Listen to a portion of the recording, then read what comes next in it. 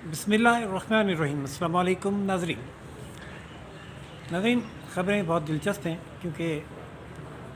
हालात जो हैं वो इलेक्शन मोड में दाखिल हो चुके हैं या हो रहे हैं। पंजाब असम्बली की तहलील के बाद कहा जा सकता है कि हो चुके हैं, और सूरत हाल अब यह है कि इमरान खान साहब को एक बहुत बड़ा यू टर्न लेना पड़ गया है। ये इतना बड़ा यू टर्न है कि इससे ज़्यादा बड़ा यू टर्न शायद ही दुनिया में कोई और आपको देखने को मिलेगा या नज़र आएगा। यानी वो पार्लियामेंट जिससे एक अरसे से इस्तीफ़े दिए बैठे थे पीटीआई वाले, और 2 दिन पहले फवाद चौधरी साहब ने यह ऐलान किया कि हमने इस्तीफ़े स्पीकर के मुंह पर मारे हैं और उन्हें कबूल करने चाहिए। उस पार्लियामेंट में इमरान खान साहब ने वापसी का इंडिया दिया है और कहा है कि हम वापसी का प्लान कर रहे हैं। यही नहीं, आज जो जहाँ मैं खड़ा हुआ हूँ जिस इमारत के सामने, ये कहलाती है सुप्रीम कोर्ट ऑफ पाकिस्तान, जिसका काम है आइन के मुताबिक फ़ैसले करना और सिर्फ अपने आप को आइन के दायरे तक महदूद रखना और सियासत से बरातर होना। यहाँ एक मुकदमे की समाअत चल रही थी जिसकी आज तारीख थी, और वो था नैब तरमीम के ख़िलाफ़ इलेक्शन कमीशन की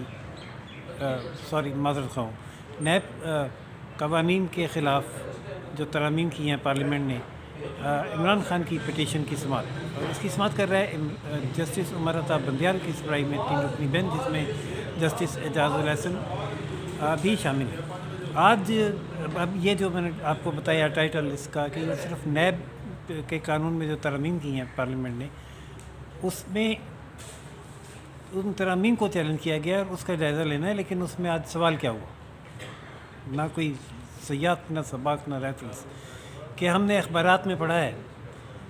कि इमरान खान साहब पार्लियामेंट में वापस आना चाहते हैं, चीफ जस्टिस साहब ने फरमाया। और फिर वो हुकूमत के वकील से पूछ रहे हैं तो क्या अगर इमरान खान पार्लियामेंट में वापस आते हैं तो हुकूमत उनके साथ मिल के बैठेगी? नाज़रीन, ये सवाल किसी टीवी चैनल पे कोई एंकर करे, किसी हुकूमत के नुमाइंदे से, बात समझ आती है। कोई तर्जमान करे, बात समझ आती है। चीफ जस्टिस ऑफ पाकिस्तान एक प्योर कॉन्स्टिट्यूशनल मैटर में प्योर पॉलिटिकल क्वेश्चन कर रहे हैं, तो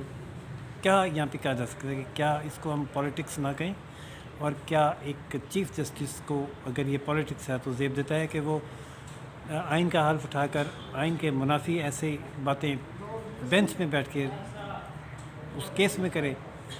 और उस फरीक के लिए करे जिसके बारे में पहले ये तासुर है कि जब से ये जस्टिस उमर अता बंदियाल साहब ने इनके केसेस सुने, सिवाय एक के तहरीक अदम अतमाद वाले, कोई फ़ैसला इमरान खान साहब के ख़िलाफ़ नहीं आया। बल्कि उसके बाद भी ऐसा लगता है जैसे उस एक फ़ैसले को भी कंपनसेट करने की कोशिश की गई, और इस हद तक की गई कि अपने ही फ़ैसले रिवर्स करके पंजाब हुकूमत दी गई। वो पंजाब हुकूमत जो इमरान खान साहब अब तोड़ चुके हैं अपनी हिकमत अमली के तहत। हिकमत अमली क्या थी, उसके लिए भी उसको वाज़ेह करने के लिए भी एक ख़तरनाक खबर सामने आई है। ख़तरनाक क्या, मतलब किसी के लिए ख़तरनाक और किसी के लिए दिल खुश कुन, कि जब अचानक जो इंतख़ाबात का माहौल बनता दिखाई दे रहा है, तो इलेक्शन कमीशन ऑफ पाकिस्तान ने ये फ़ैसला किया है। उसको ये परेशानी हुई कि आरओज़ कहाँ से लिए जाएँ, और सोच विचार के बाद ये फ़ैसला किया गया कि जुडिशरी को ख़त लिखा जाए। लिहाजा चीफ जस्टिस ऑफ पाकिस्तान से ये कहा जाएगा या जा रहा है कि वो जुडिशरी से आरओज़ फराहम करें। नाज़रीन, अब आप सीक्वेंस देखें। पंजाब में पहले अपने ही फैसले को रिवर्स करके जो वोट जिन्होंने डिफेक्शन की थी उसको वैलिड करार देना, और फिर पंजाब में एक इमरान खान की हिमायत याफ्ता हुकूमत तश्कील देना, फिर उस हुकूमत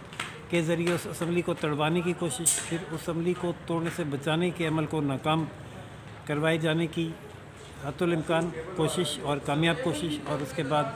असम्बली की तहलील, जिसके बाद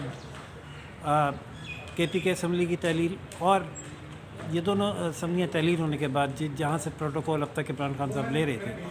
पार्लियामेंट में वापस आना सिर्फ इसलिए कि वो अपोजिशन लीडर का प्रोटोकॉल भी एंजॉय करते रहे, और इस दौरान अगर वो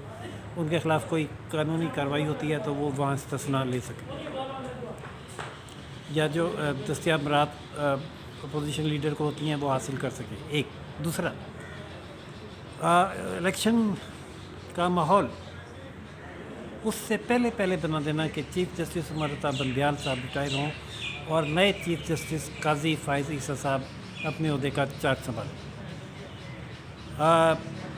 حتی الامکان کوشش جو ہے وہ یہی ہے کہ اس سے پہلے یہ الیکشن ہو جائیں، اور پھر جب اس کے بعد یہ سامنے آنا فیصلہ کہ آر اوز جوڈیشری سے لیے جائیں گے، تو یہ بالکل کہا جا سکتا ہے کہ ایک بساط بچھا دی گئی ہے، جس میں ماضی کی طرح اس کو، جو کہ ایک الزام تھا ان کا کہ یہ آر اوز کا الیکشن تھا، اس کو بھی ایک آر اوز کا الیکشن بنایا جائے، لیکن عمران خان صاحب کی فیور میں، اور آر اوز کے اس الیکشن کے ذریعے اب انہیں 2/3 اکثریت دلوائی جائے۔ ناظرین، بہت اگر یہ ایسے ہی ہے جیسا کہ میرے ذہن میں یہ ایک اسکیچ بنا ہے، تو بہت بری طریقے سے ٹریپ ہو گئی ہے پاکستان مسلم لیگ نو، اور تحریک عدم اعتماد کے ذریعے اقتدار میں آ کر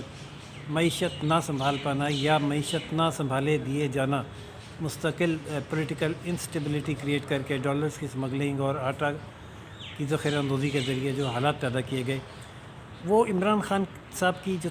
4 سال کی ٹوٹل ناکامیاں تھیں، وہ ایک توق بن کے نون لیگ کے گلے میں ڈل گئیں، اور عمران خان صاحب خام خواہی کے ہیرو بن گئے، سائفر کی آڑ میں بھی اور معیشت کی مزید ناکامی کی آڑ میں بھی، اور اس طرح جو اب بساط بچتی نظر آ رہی ہے خان صاحب کو 2/3 اکثریت دیے جانے کی، اس میں کہا یہ جا سکتا ہے کہ نون لیگ کا مستقبل تاریک کر کے عمران خان صاحب کا مستقبل روشن کر دیا گیا ہے، اور اگلے 5 سال بظاہر ایسا ہی نظر آتا ہے کہ 2/3 اکثریت کے ساتھ ایک بار پھر پی ٹی آئی کو اور عمران خان کو دیے جا رہے ہیں۔ اس دوران مسلم لیگ نون، جو پہلے ہی بہت ساری مشکلات کا شکار تھی، اس موو کے بعد، اور اگر اس الیکشن میں پی ٹی آئی کو 2/3 اکثریت مل جاتی ہے، تو کہا جا سکتا ہے کہ اس کے تابوت میں آخری کیل ثابت ہوگی، سوائے اس کے کہ اگلے 5 سال میں بھی عمران خان صاحب ایک بار پھر بھرپور طریقے سے ایسے ہی ناکام ہو جیسے وہ اس سال پچھلے اپنے ٹینیور میں ناکام ہوئے تھے۔ تو پھر تو شاید، لیکن اگر ایسا ہوا تو پھر ظاہر ہے، میں کیا کہہ سکتا ہوں ملک کے مستقبل کے بارے میں، جو پہلے ہی معاشی تباہی کے دانے پر پہنچ چکا ہے اور ڈیفالٹ ہونے کے قریب۔ ایسے میں کیا اس ملک کا بنے گا، کیا اس معیشت کا بنے گا، اور اگر کامیاب ہو جاتے ہیں تو پھر مسلم لیگ نون فارغ ہے۔ یہ بہت بڑا ایک دھچکا ثابت ہوگا، اتنا بڑا دھچکا کہ شاید پھر اس کو سنبھلنے میں ایک عرصہ لگے۔ ناظرین، ایک جو حالات و واقعات سامنے آ رہے ہیں، اس کو دیکھتے ہوئے ایک یہ تجزیہ اسی قسم کا ذہن میں آیا ہے، اور تو کوئی صورت نظر نہیں آ رہی سوائے اس کے کہ جو پلان تھا بے وقت عمران خان کی حکومت ختم کرنے کا، وہ اسی لیے تھا کہ کیونکہ وہ ناکام ہو گئے ہیں، تو اس ناکامی کو کامیابی پہ بدلنے کے لیے اس حکومت کو بے وقت ختم کر کے ان کو یہ واسطہ دے کے کہ ملک بچانا ہے لایا گیا، اور یہ ملک بچانے کے نام پر ہمیشہ ٹریپ ہو جاتے ہیں، ٹریپ ہو گئے۔ تحریک عدم اعتماد کے ذریعے جو ان کے جو 2 اہداف تھے کہ جناب ایک فیض حمید صاحب کو نہیں آنے دینا، اور دوسرا الیکٹرانک ووٹنگ مشین والا قانون جو ہے وہ ختم کرنا ہے، وہ 2 اہداف تو حاصل ہو گئے، لیکن ان 2 اہداف کے بغیر بھی ہم دیکھ رہے ہیں کہ اکثر الیکشن میں تمام تر کوششوں کے باوجود پی ٹی آئی تمام تر سیٹیں، زیادہ سے زیادہ سیٹیں، میکسیمم سیٹیں حاصل کرنے میں کامیاب ہوتی ہے۔ یہ کیسے؟ یہ اگر عوامی حمایت ہے تو پھر یقیناً میجورٹی کے تحت حق ہے ان کا کہ وہ حکومت بنائے، وہ چاہے پھر سیاہ کریں یا سفید کریں۔ اور اگر حکومت ان اپنے 2 اہداف حاصل کرنے کے باوجود اگلے جنرل الیکشن میں پی ٹی آئی کو آنے سے روکنے میں کامیاب نہیں ہو پاتی، تو پھر عمران خان صاحب کی آئندہ ملک بھر میں سوائے شاہد سندھ کے پنجاب، سرحد اور وفاق میں اور دیگر صوبوں میں حکومت اور 2/3 اکثریت کے ساتھ حکومت یقینی دکھائی دے رہی ہے۔ پنجاب اسمبلی ٹوٹ چکی، کے پی کے ٹوٹنے جا رہی ہے، اور بہت جلد جو ہے بیفور ٹائم الیکشن کرانے ظاہر ہے آئین کے تحت ناگزیر ہو دیں گے، سوائے ایک آپشن کے کہ حکومت یہ موقف اختیار کرے کہ حکومت کے پاس بالکل پیسے ختم ہو چکے ہیں، جیسا کہ ایک خبر پچھلے 2-3 دن سے یہ بھی چل رہی ہے کہ تعلیمی اداروں میں ٹیچرز کو اور خاص طور پر پاکستان کی سب top ranking university Quaid Azam university کے ٹیچرز کو تنخواہیں نہیں ملی اور اسٹوڈنٹس کو اسکالرشپ اس لیے نہیں ملے کہ پیسوں کی عدم دستیابی کی وجہ سے فنڈز فراہم نہیں ہو سکے تھے. اگر ایسی صورتحال میں حکومت ایمرجنسی ڈکلیئر کر کے الیکشن پوسٹ پون کرتی ہے تو یہ واحد آپشن ہے جو حکومت اختیار کر سکے گی, اور کب تک کر پائے گی اور کیا اس دوران معیشت سنبھال لے گی یا نہیں. دیکھتے ہیں جو بساط بچھائی جا چکی ہے اس کو حکومت الٹانے میں کامیاب ہوتی ہے یا ہر طرح کی ناکامیاں ہی اب اس نون لیگ کا مقدر بن چکی ہیں. ناظرین, جو بھی صورتحال ہوئی اس سے بھی آپ کو آگاہ کریں گے. دیکھتے رہیے روشن Pakistan news channel. Like, subscribe اور شیئر کرنا نہ بھولیے گا. اللہ حافظ.